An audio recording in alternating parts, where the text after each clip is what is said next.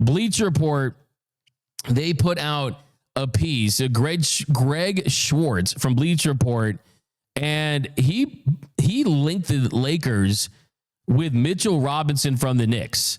And in that deal, Mitchell Robinson would go to the Lakers, and the Lakers would ship out Jared Vanderbilt. And I think it does make sense for sure. There's a lot to like here. I think that Mitchell Robinson can help the Lakers more than Jared Vanderbilt can help the Lakers. And the Knicks, you already have Karl Anthony Towns. And then with that, Robinson, you're basically going to the bench, hasn't had the same role. He's young. He's 27. He's a true 7-footer. He plays his role well. He's great as an offensive rebounder. He's blocked 2.7 shots per 36 minutes in his 7-year career. That gives the Lakers that rim protector that they've needed. So I think this is a really good move because then you could still keep Austin Reeves if you're not going to ship him.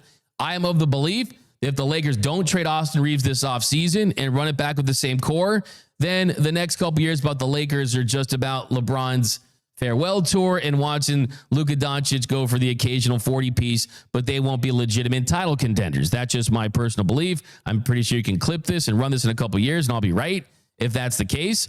But I think with Mitchell Robinson in the fold, it would allow you to make a move and then make another move as a possibility. But Mitchell Robinson, I think, makes sense. I like this as a possibility. You're taking advantage of them having a player in Karl Anthony Towns that limits what they can get from Robinson moving forward. And if you're the Lakers, Jared Vanderbilt, he's fantastic at what he does, and that's go on the court, create chaos, be a disruptor, not someone that's going to be a massive contributor on the offensive end, but he is certainly someone that he brings a dynamic that's rare in this league where, hey, it's not just about me finding a corner three and seeing how many threes I can jack up. It's someone that can impact the game defensively. So I like this move. J-Rob, what do you think about the possibility of Mitchell Robinson on the Lakers? I think it fills a need. Obviously, they need a center. My only concern is his free throw shooting. That's whack, pretty bad. The whack of Mitchell being able to come back into the NBA where you're doing like a hack and shack situation.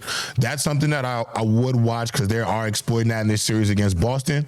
However, I do think in terms of fit and need, he does everything you look for. He's a good rim protector. He's a physical center on the block.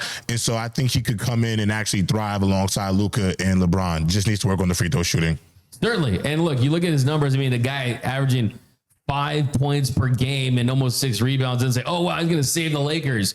But I do think that the big key is, okay, we keep those picks and then we can make a bigger move. That's for a center, a frontline guy. That's great. Doesn't necessarily have to be that. You can also add shooting, add another wing defender. So, yeah, I mean, with the way that centers are used in this league, Luka doesn't need a center to come in and score 34 or 20. He needs a guy that can be a lob threat, play good defense. And that's why the Lakers primarily lost to the Timberwolves, is because Rudy Gobert turned into Will Chamberlain having a ridiculous 27-24 game because there was zero rim protection, offensive rebounds, or defensive rebounds. So I'm in on that.